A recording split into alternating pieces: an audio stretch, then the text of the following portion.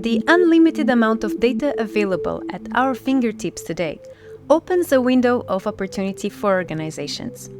They increasingly see its value, treating it as an asset that allows them to make better, more informed decisions. It's clear that data should be central to any organizational shift and integrated into its very essence. Yet, achieving a data-driven and automated environment isn't simple. Without clean, high-quality data, strong data governance, and effective data management, organizations will face significant challenges. The reality is that organizations are still figuring out how to manage and use data in an efficient and effective way. Luckily, our guest today is here to provide some guidance.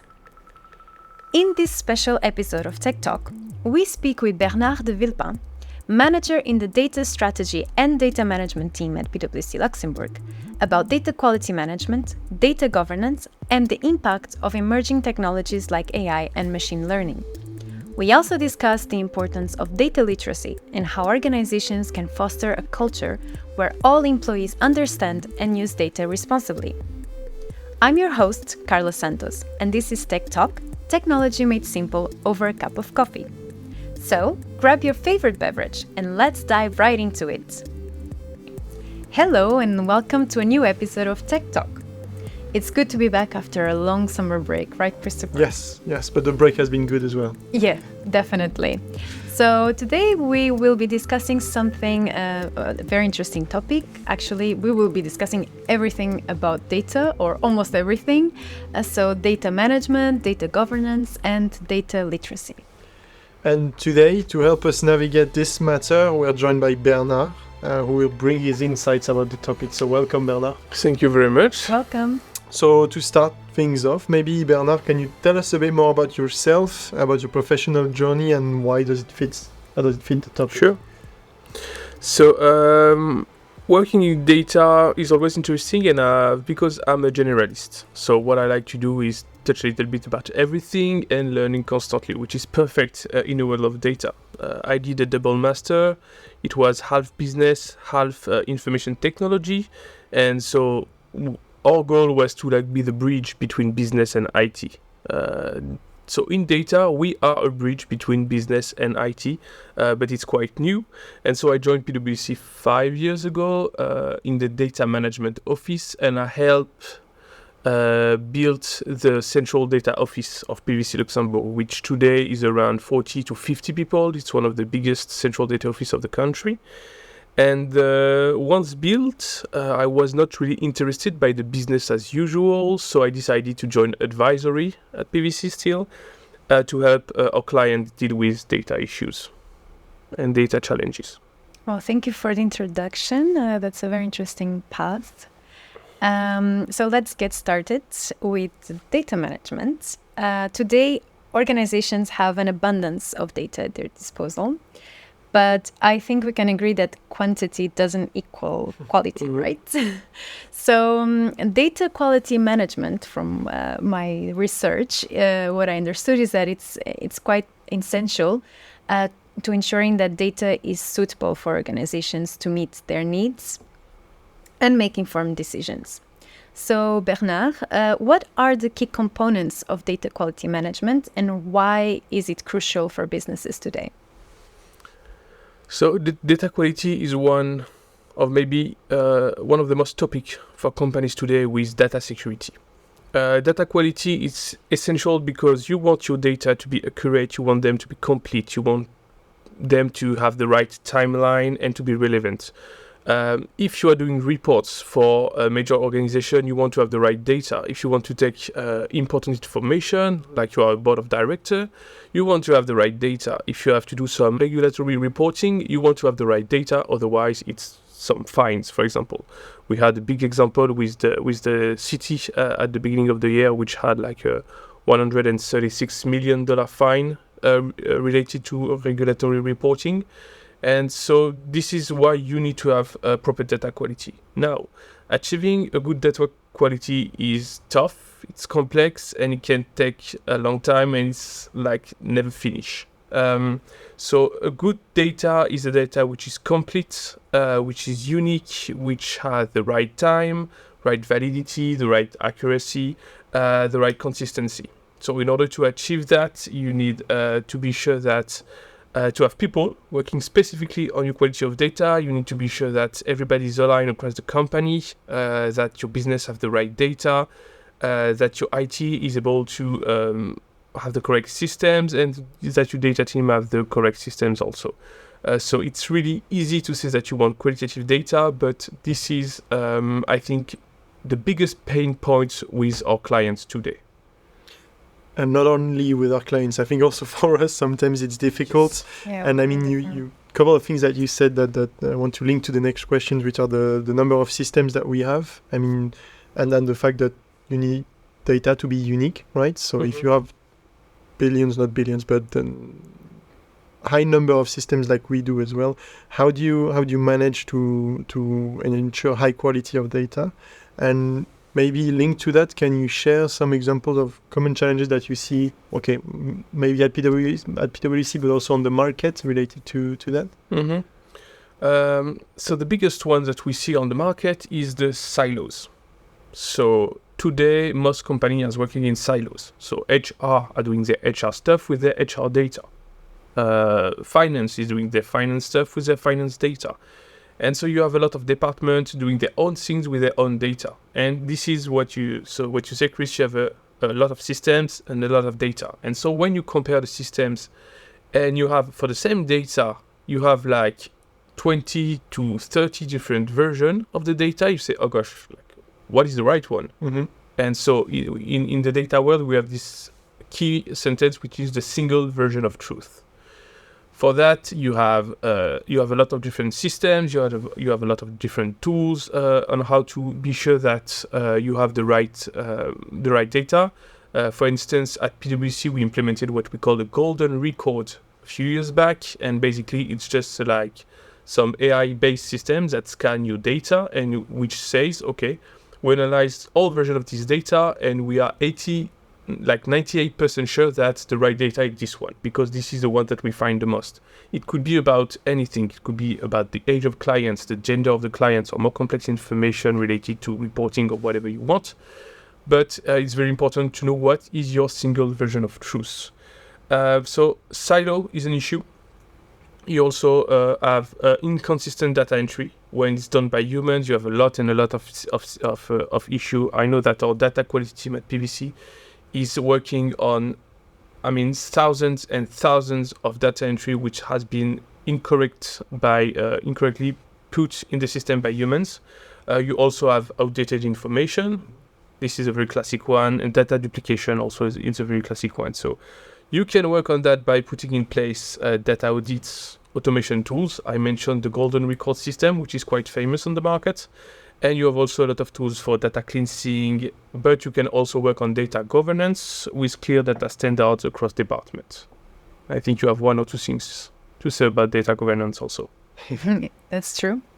And that's very interesting. And I think the single version of truth will stick with me now. So, let's move on to data governance, which...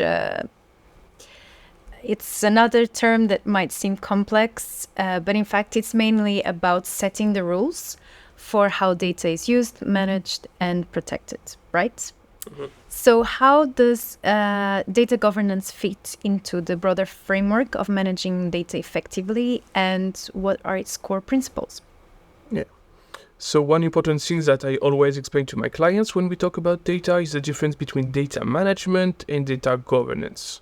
So when we talk about data management, it's like the highest level view that you can have. So when we talk about development, execution, and supervision of plans, of programs, of practices, all the things that you can do to deliver control and protected and enhanced value data, this is data management. So you really have you have to see your data as an asset for the company. This is always ongoing. This is developing. People and organizations are starting to understand more and more the importance of data, therefore data management. And then when you zoom in a little bit more, you have data governance. So it's the authority and control over the management of your data assets. So basically, to compare data management and data governance, you are doing data management when you handle the doing of the data, and then data governance will be about the setup of the rules, about like how the doing should be done. So that's not super clear, but this is the difference between data management and data governance. It's clear. I always like to really talk about the right thing with the clients. And so with governance, you want to define how data can be managed, you want to define how data can be used, and you want to define how data can be protected. You want to be sure that some people are accountable across the company for data. You want to say, like, usually we call that data owner, domain owner. Like, if you want to play with, I don't know, data that comes from finance, somebody in finance should be the owner of the data. And this person is responsible for what we can do and can't do with the data. This is how legally we have to work today. And so you have a lot of data practices across the companies that are being put in place by data programs. And you want to be sure that everything is clear, that the rules are set up, that the policies are in place, and everything related to that is data governance. I often say as a joke to my client, this is like not the most interesting job in data. We have like some great data governance officer here at PwC, but I know that when we talk about data to a client, they're expecting AI, machine learning, like some trendy terms. But the truth is, you have to clean your house, and data governance is really about cleaning your house. And yeah, it's not the most fun part. But if you want to have like a super fancy, modern, AI-driven house, you need to have something clean at the beginning. And this is really the role of data governance, and all the data governance officer, data program officers across usually central data offices. So it's not an interesting part, but it's an essential part. Exactly. I like this part, but I'm a boring guy, so But again, interesting is always subjective. Exactly. Right? But it's, Exactly. I mean, if you want to be in control of your data and how you deliver and to deliver quality based on it, I'm sure it's super important as a topic to put in place. It also makes your life easier. Yeah. And you have to align a lot of people. So usually when we talk about data, there is the people, process, and technology. Mm-hmm. And so you have like this people aspect of data in data governance, which is like very interesting. So you have to talk with a lot of people because they have been used to work in silos, which is very normal. We have been doing that for almost 100 years in a lot of companies. But now with the data, it doesn't work like that. So either you have like a system that is able to take each silos and make them work together, which is super, super hard to do, or you take everybody, you say, okay, you can do some things on your own, but you can also do something with the rest of the company. And this is like the data mindset that you want people to have. And I mean... It takes a village. Yes, it takes a village, exactly. And if we speak more and more about digitalization, new tool, Gen AI and all of this, I mean, it requires data. And it's like it's the foundation of digital transformation in a way, and governance can be the foundation of this foundation to ensure that everything runs smoothly. Definitely. But again, it's a bit easier said than done then to have such a governance put in place. So maybe Bernard, you can share with us some of the challenges that your clients face regarding governance. Mm-hmm. What are the typical obstacles that you see in the market regarding setting up these governance practices? Sure. One of the biggest ones that we see is the lack of executive support. So I've told you that when you want to do data changes, it's just like, data transformation is just like digital transformation. Everybody's involved. It's really like on an organization level that you want to do this change. So if you want to do a change at organization level, you need a strategy. If you need a strategy, you need executive support. This is very important. What I've often seen on the market is, okay, we need some data guys, so I'm going to take some IT guys and you are going to do the job. Sadly, IT and data are not exactly the same thing. So you have very technical guys who can play with the technique, but as I told you, data is about people, process, and technology. Technology is the easy part. Process, it's a little bit more complex, and then you have the people part. When we say people, it means change, and when we say change, You know the drill. Yes. So this is the second one, resistant to change. And then you have also unclear data ownership. So who owns what? You have also issue with data governance also, like who does what and who is responsible for what. And so you have like all these challenges that make the effort of standardization a little bit more complex across the company. So maybe then the follow-up question and linked to these challenges, what is your advice maybe for the people listening on how to overcome these obstacles that you see in the market? I think the main one, which I talk from experience, is don't underestimate the data change. So you have to understanding that it's as difficult as digital transformation. And so you will never say to like somebody in your team, okay, you will be responsible for the digital transformation of the firm. The guy will say, okay, I will never be able to do that alone. This is the same thing for data. So you want to be sure that you have a strong team, you have the skills, you have secured leadership buy-in. This is super important. And then from this leadership buy-in, you will go step by step. You will work on data management, you will work on data governance, you will work on processes, you will work on business analysis, you will work on technologies, and then you will work on the data-driven promotion of the mindset, of the data-driven culture, where people across the company can understand the governance policies, what can be done and can't be done with the data, all these kind of things. But really, if you want to start with something, don't underestimate the work that is needed. Usually when I train like executive committees, board of directors, this is really the outcomes that I want from the training. Say, okay, I did one like in last June for a private bank in Luxembourg, and the outcomes was like a lot of work. And I said, yeah, this is really the outcome that I want you to and yeah, because usually we it's normal we underestimate things. People expect AI to be a lot of things, but yeah, we still need to be like, again, we need our house to be cleaned. Yes. Yeah. And yeah, the good things at the good place at the right time. And yeah, if at the end you want data that is available, trustworthy, and protected, these are the three keywords when you talk about data governance. And yeah, 3 words, but years of work to achieve that. Yeah, so you need to do the work, basically. Yes. Can't escape. And you mentioned that clients, the organizations you've worked with talk about AI and machine learning, and I think we cannot avoid having a question about that. So what role do these emerging technologies, maybe they're not so emerging technologies anymore at this point, but what role do they play in improving data quality and governance? Yeah, so I'm very excited about AI in the data world.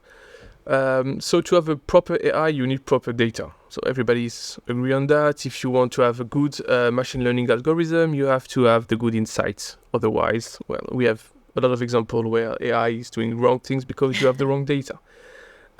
So I think what will happen on the market is today we are using like tools everywhere on the market, like Salesforce and things like that. And I think like each vendors will implement their own AI, generative AI in their tools. Meaning that today, if I want to have like, I don't know, like a data related tools, today they can do some stuff, but I expect the vendors tomorrow to all offer like an AI plugin or AI improvement or AI option to their tools in order to deal with automated data cleansing, patterns identification of data issues, detecting like data anomalies in real time. A few years ago, I thought that companies would be able to develop these things internally, but with the rise of AI generative AI over the last years, I'm now almost sure that a lot of vendors would be able to implement that in their tools, and I think that it will be like their added value rather than just like every company to build and develop their own AI to deal with their own data. I think that's less and less the case, I believe, with the rise of AI. So that will make your life easier, or the company's life easier? Yes, to some people easier. I think some job will appear, so some job will also disappear, very probably. But we will still need like a lot of work around data classification, policy enforcement, but the AI will be able to do like all the automated part about continuous monitoring, compliance, all these kind of things. So it will be interesting to see how the market evolves in the next years. One thing's for sure, it's gonna evolve, and then your job as well, probably. Yeah. But now let's close a bit the topic about data governance and go one step deeper, maybe. Let's talk about people. Let's talk about people Yes. and a bit about change and awareness in a way. So data literacy, right? It's I think another key topic that we talk about when we talk about data, and in order to also manage data effectively. So can you explain to us a bit what it is and why it is crucial for employees at all levels? So you were mentioning C-suite, but at all levels of the organization, to understand that. Sure. So the official definition of data literacy is the ability to read, understand, analyze, and use data in decision making. So when you have this definition, basically you have pretty much two sides of seeing things. So what we hear a lot of things is we want to be a data-driven company, which means that companies want to be able to have the right data at the right time at the right place, in the right format, to be able to take decisions that are based on data, facts, and not lack on guts or insight that I've heard something. So this is really one aspect of data literacy. You want to be people to think, okay, I want to take a decision, what data can I access to like take the best decision possible? Like I analyze my market and I analyze my financial year, and I want to be able to see like, did we make some progress, where it's good, where it's bad, where can we improve, what can we remove? All these decisions at the end of the year, if they are based on data, it's much better. So this is like all companies are thriving through that. So what we see often today, and this is why we work with a lot of clients, is that at the end of the year, you have like, for example, you have some dashboards and they should have the same data, but they all show different data. So you have an issue with data quality, but it's not just data quality, it's also people. You want to be sure that people understand the data that working with, how they can work with, how they can access it, for how long, can they trust this data? So it's like everybody has a role to play in a data-driven culture. And so this is why data literacy is very important, because you want to be all employees at all levels to interpret data and make informed decisions on one side, but also to be able to care about the data. So you have data governance as a foundation. So if people like hesitate, you have a set of rules and policies explaining them how to deal with data. But this is like the theory. The practice is more data literacy. Say, okay, in theory I have a set of rules, but in practice, will I respect these rules the correct way? Is it clear and things like that? Do I think about data the right way? All these kind of things. So it's really important for organization to be able to have people understanding data, but also be able to like think about data with a data mindset. Mm-hmm. And this is depending on the organization. Like if you have a lot of employees, it can take a lot more time, but this is really the ideas that you want to have about data literacy in your workplace. But I guess that there are still many employees in many companies still lacking the skills to interpret and to use data effectively. Am I correct, Bernard? Yes. So how can organizations foster this data-driven culture, mindset, and how they can actually implement data literacy and ensure that everyone understands and use data responsibly? Yeah, this is by far the questions that we have the most when we talk about data literacy. So organization wants to know how to do data literacy before like knowing what is data literacy in general. Like, okay, I want that. I want everybody in my company. They have a gut feeling, I guess. They have a gut feeling, yeah, exactly. So they really want their people to understand, like, I need to have good data to do my job. Like as an executive, I need to have good data to take good decision. This is really like today's mindset. So there are several different ways to promote data literacy in the workplace. The classic one is training programs. You can train people about how to think about data, how to understand data governance in the company. Like maybe you want them to learn new tools. This is what we've done at PwC, and we trained thousands and thousands of people internally to learn like new tools or just be better. Like we train them on Power Query, Power BI, Power Pivots, and Alteryx. We really want, so we define like a whole set of people. We define different levels, saying, okay, this like we need like maybe 80% of the company to have like this basic level. We need 20%, like 50% to have like an advanced level, and we need 5% of expert that will drive the change. So we really have like this big data literacy program, which was a data upskilling program, like for maybe 5 years, something like that, but it's still ongoing with e-learnings and stuff like that. So training program is like a classic one. I think it's one of the most advanced one, and it's it really, so people have access to a lot of things, so it's really important for them. You can also integrate data into daily workflow, so you really want to be sure that you challenge people and say, okay, what, like you give me this decision, what are the data behind it to back it up? You really want to have this change of cultural attention through data. And you really want to push people to have data-driven decision making all along. And so leadership can put that in place, can promote it, can promote like cross-functional teams with data advancement and things like that. They can share data best practices, and we know that it takes a lot of time to change a culture, and the data is one factor amongst a lot of them, but really like having data informed culture leading to a data driven company, this is quite important. And I think one important thing is also not to forget by executive is that on their level it's like data centric, but on the operational level it's more process centric. So you want everybody to be able to think about data in the correct way, but you also don't have to forget that on the operational level, we are more in the processes rather than just the pure data.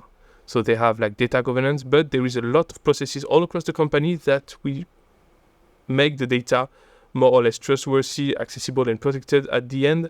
And so this is not like what is expected from the executive, but they have also to be aware that at the end, they really have like, they just see the end of the data, because the life cycle of the data from the moment it enters into the system up into the moment like they are in the dashboard seen by the executive, there is like a whole data life cycle. They will go through modifications through system storage, metadata, data management, infrastructure operation, a lot of things.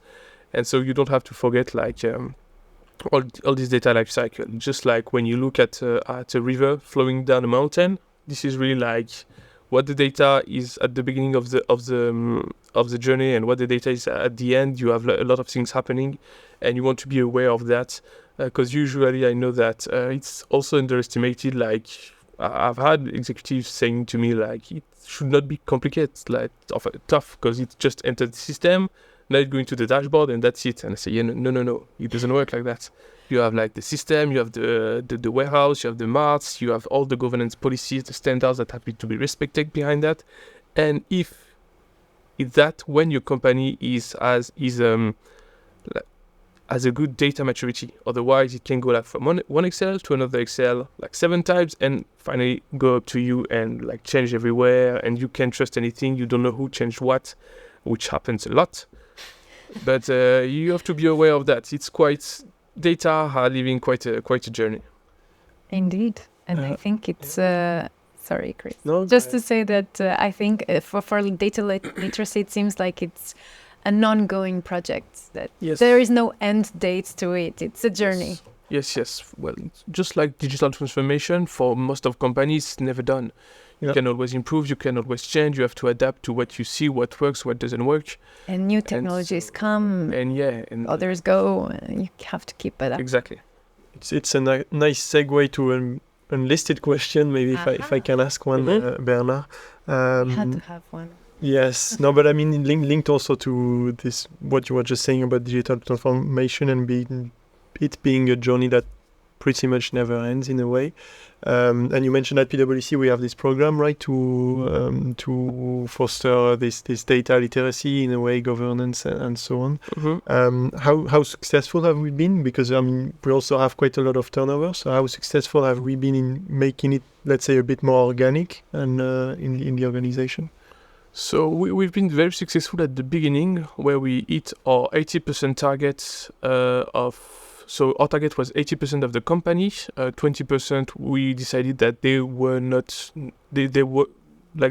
in a very formal need of knowing more about data. So we hit our 80% target, and then with the turnover, we go between maybe 65 and 75% of people being upskilled about new data tools, new policies, new procedures, how data management works in the company, and what is our data office, who does what in our data office. So we have this e-learning that is constantly being followed by people, by around 1,000 people per year. So it's a good way to be sure that just like we have independence training, compliance training, we also have to be sure that people can be upskilled on key things, and I believe that data management is one of them, and it's going to be more and more important because you also have all this aspect about data regulation. Europe is very, very, very advanced on that, and there is always so it's a big subject, so I will not go into detail, so I try to be as synthetic as possible. Another episode. Yeah. Yes. But data is becoming a geopolitical resource. Yeah. Less and less Europe doesn't want USA to have access to all the data, and this is always and vice versa. And so there's this ongoing regulatory war, and it's going to evolve, because if we do the things in the right way, we should have more and more what we call data regionalization, meaning that when you work on, let's say, French data, you will have your data that will stick in France, on French warehouses and things like that, or at least European. But it's coming. You have a lot of new data acts that are coming every year with Europe, and it's really a face-to-face with the US. But it will be interesting. But data is not going to disappear as it's becoming geopolitical and economical resource. It's going to be tougher and tougher on a regulatory point of view. Okay. Very interesting. Yeah. I have another unlisted question. Oh, wow. Is it data or data? I never know. I've looked on the internet. As a French, I think I say both. Yes, that's why I'm asking. But I've heard that when I arrived at the central data office of PwC, it was data or data, but we never settled. So I guess that's both are fine. Both are fine. If someone has the answer, please reach out to us and let us know. I think there's something to do with UK versus US English. I think so too. Yeah. Yes, I prefer data. I tend to say data as well. Yeah, it's just easier. Do you want to take the last question? Yes. So the episode is coming to an end now, Bernard, and to recap, maybe can you give us a couple of takeaways from the discussion that we had today, or maybe from in general? In general, yes, that our listeners can remember. Sure. Think about So we talked about data management, governance, data quality, and literacy. They are all very fundamental to managing data effectively. Usually, as an organization, your goal is to have data which are trustworthy. So you are sure that the data that you see is the right data. You have the single version of truth. You want your data to be available, so you want people in the company to have access to this data to be able to perform their task in a better way. So in order to do that, usually you have to break silos, so organizational silos and also mindset silos. So you want people to be able to work a little bit more with each other, and then you want to have protected data, because on a regulatory point of view, this is now mandatory in Europe, and it's going to be more and more complex with the coming years and the rise of AI and generative AI. You want also I want you also to remember that some very common challenges when you want to settle your data transformation is the leadership buy-in and the rise of generative AI, which will have an impact on technologies.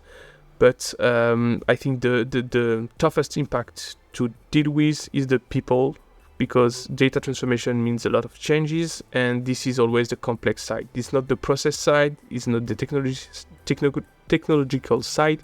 It's really like the people and change management process. And then, you want to be sure that there is data literacy. You want to empower people in your company. You want to make sure that people contribute to better decision, and this is how usually you can promote data and boost your overall business success. Fantastic. That was a very good recap of this episode. I think we could keep going talking about data management and so on. It's right? Oh yeah, usually when I give training is like at least 1 hour on data management. Wow. Maybe we will have other episodes of Yes, this sure. in the future, because I see that there's a lot to talk about. So thank you so much, Bernard, for joining us. Thanks a lot. Thank you very It's much. very interesting and insightful. And that's all for today. This is TechTalk, technology made simple over a cup of coffee. Don't miss out on any future episodes by hitting subscribe. Thank you for listening to this episode, and see you in the next one.